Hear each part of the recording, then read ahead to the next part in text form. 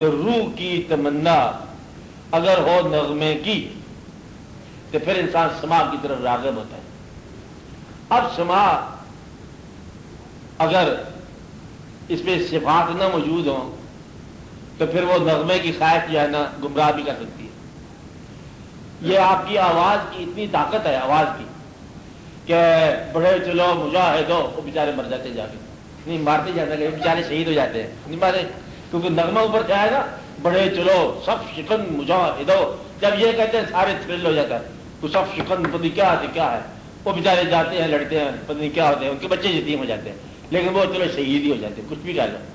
تو دشمن اپنے مرنے والوں کو شہید کہتا ہے، لیکن وہ نغمہ سب شکن مجاہد ہو یا زیر بم کے ساتھ آیا تو انسان کے اندر خون میں تیزی پیدا ہوگی، ایسا ہے نا بات۔ اس طرح آواز جو ہے نا آہستہ آہستہ جو ہے وہ مثنوی مولا روم آواز سے شروع ہو رہی ہے کہ نیر کو دیکھو، یہ بنسری کو دیکھو، اس کے اندر آواز کس کی ہے؟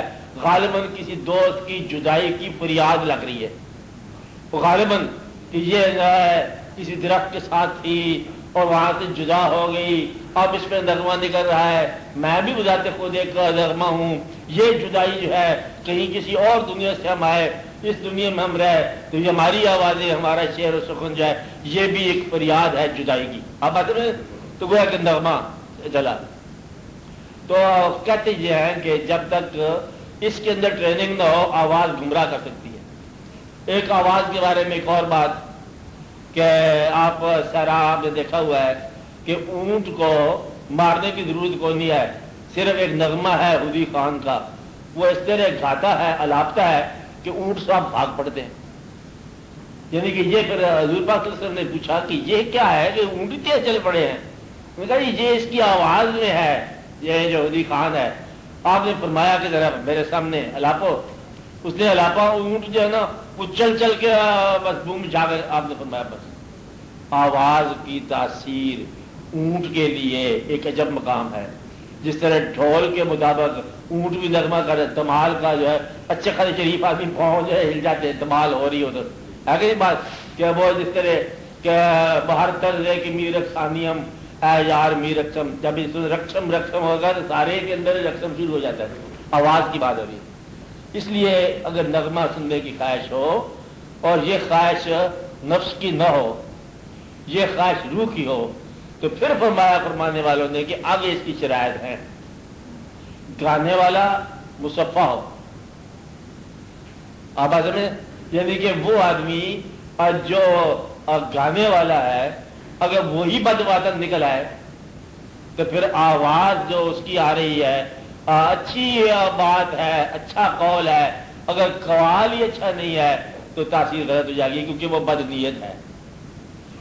اس لیے پرانے زمانے میں قال بھی اچھا ہوتا تھا، قول جسے آپ کہہ رہے ہو، اور قوال بھی اچھا تھا، میرے محفل بھی اچھے تھے اور سامعین بھی اچھے تھے، کیفیت ایک مرتب ہو جاتی تھی، غیر ہوتا نہیں تھا، آواز میں کام ہو جاتا تھا۔ اب جب کہ نہ میر مجلس ہے اور نہ کوئی قوال ہے، قوال کی ذاتی زندگی ایک بھیانک قسم کی زندگی ہے، اس لیے یہ جو قوالی ہے اپنا فنکشن ترک کر چکی، کیونکہ وہ میر مجلس نہیں ہے۔ جب میر مجلس آپ کی مصروف ہوتا ہے نا انسان قوالی میں تو وہ ادھر سے توجہ میں مصروف کرتا، اپنی توجہ دے دیتا، توجہ کے اندر جو ہے اس کا مسئلہ کھل جاتا ہے، عقدہ کشائی جاتی۔ اور اس کے علاوہ جو ہے یہ ضروری ہے کہ قوالی سننے کے لیے کہتے یہ ہیں سماع انسان کو 3 دن کا فاقہ ہو، بھوک لگا ہوا ہو اور روح جو ہے سماع سننا چاہے، کھانا تیار ہو، اگر روح سماع کی طرف جائے تو پھر چلے جائے۔ جو کھانا ترک نہیں کر سکتا اس کے لیے سماع سننا حرام ہے۔ جو انسان کھانا ترک نہیں کر سکتا، جو نیند ترک نہیں کر سکتا، اس کے لیے سماع سننا منع ہے۔ آپ بات سمجھ رہے؟ کیونکہ سماع جو ہے یہ روح کے ساتھ جا کے عبادت کا ایک حصہ ہے، اور یہ بہت کم لوگوں کو نصیب ہوتا ہے۔ وجود سے نکل کے سماع ہے، اگر وجود میں رہنے والی زندگی ہے تو سماع نہیں ہے۔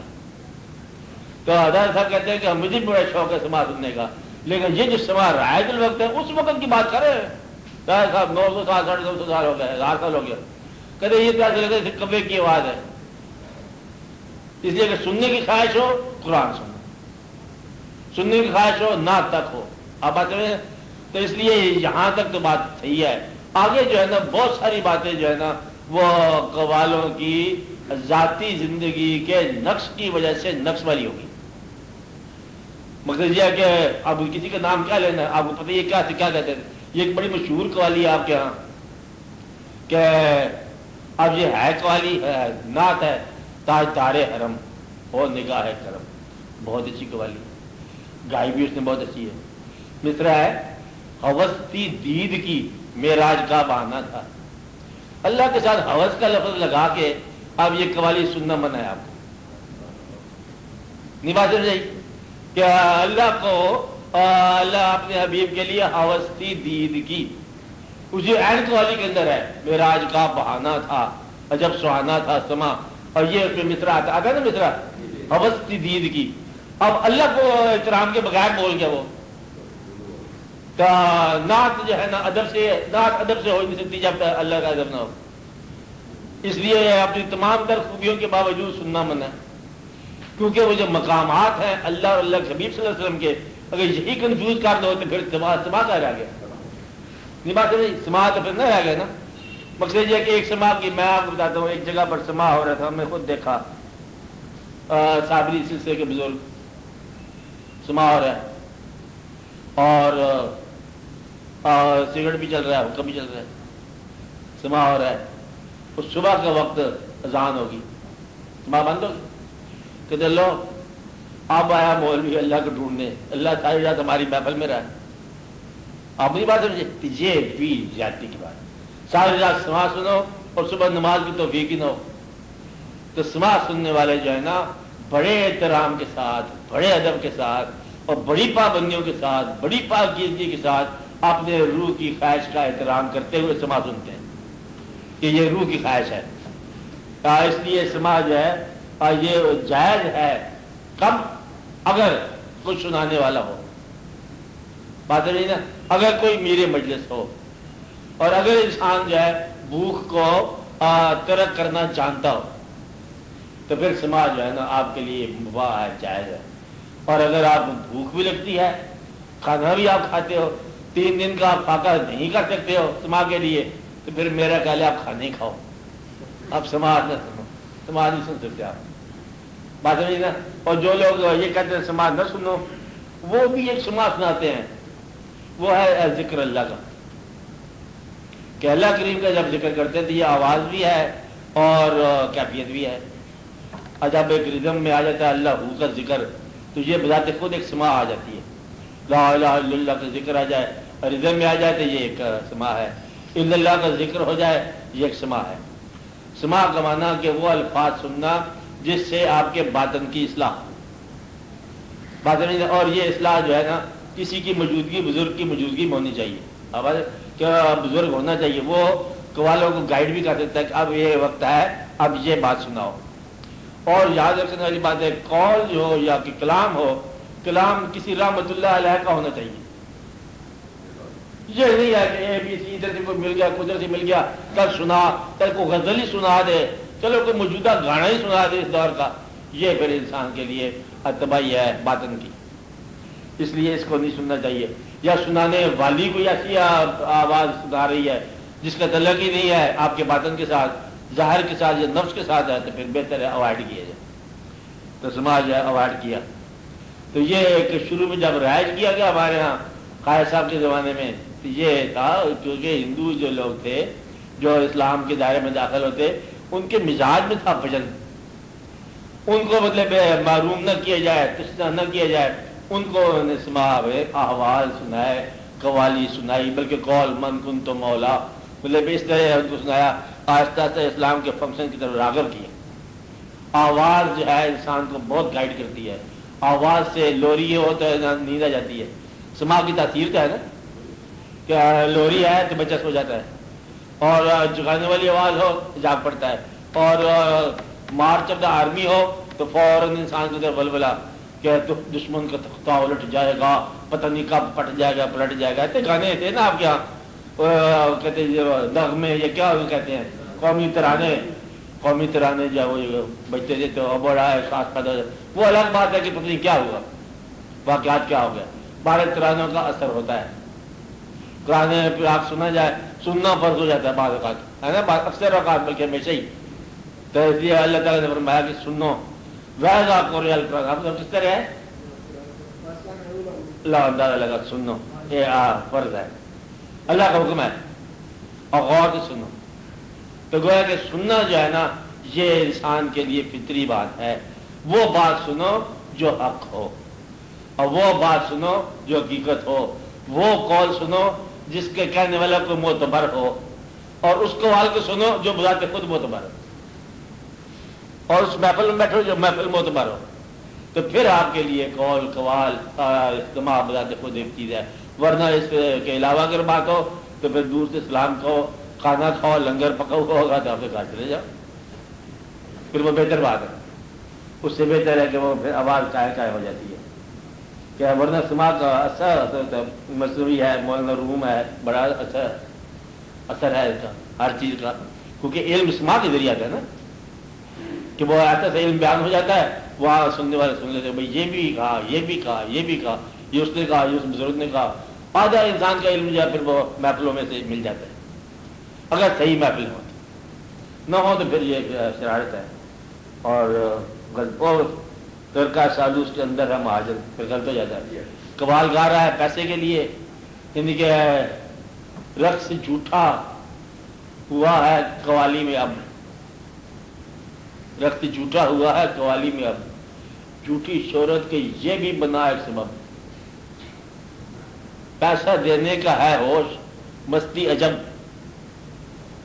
سارے ابدال ہیں, سارے یاران رب, سارے ہی جھوٹ ہیں. کہ میں بتاؤں تباہی کا کیا ہے سبب. اٹھ گیا شہر سے نالہ نیم شب. نیم شب قوالی میں لگا رہے ہو تو نالہ نیم شب کیسے لوگے, اور شہر تباہ ہو گیا. قوت شہر جو بھی تباہ نہیں ہوا, میں اس کی بات کر رہا ہوں. مطلب یہ اس کا بڑا احساس ہونا چاہیے. کہیں جھوٹا ہی رقص سے شروع کر دو. ایک آدمی رقص کر رہا ہے قوالی میں, چکھا درویش آدمی بس کر, کہتے ہیں بڑے نقص پڑے کر چکے ہو, بڑے پیسے دے چکے ہو, مجھے چلنے دو.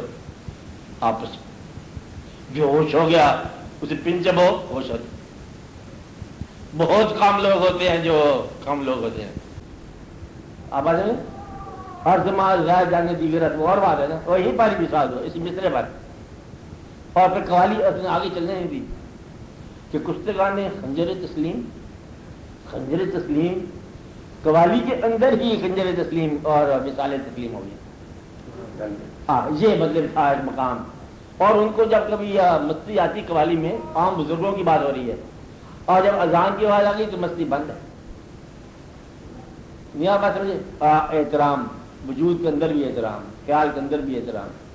اس لیے جب صاحبان استانہ کچھ ایسی جگہ ہیں جہاں قوالی اپنے احترام کے ساتھ ہوتی ہوگی, آج بھی ضرور ہوتی ہوگی, اور اس مقام پر جا کے سننے کا کبھی موقع ملے تو ضرور سن لیں. مثلا کبھی توحید شریف جانے کا وقت ملے, رات کو قوالی ہو, اور اس کا موقع اچھی ہوگی.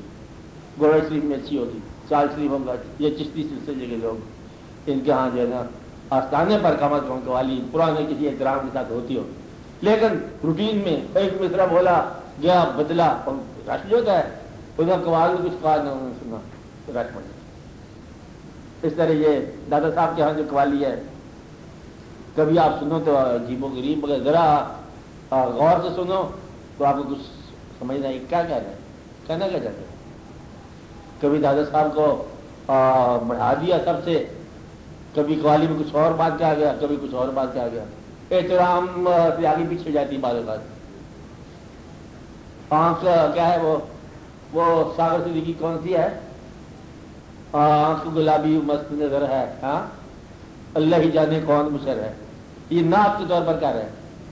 اب یہ نعت کا تو بات نہیں بنتی, مست نظر ہے, آنکھ گلابی, یہ طرح کی بات نہیں بنتی. تو بڑا بے باک کا گستاخ کیا تھا.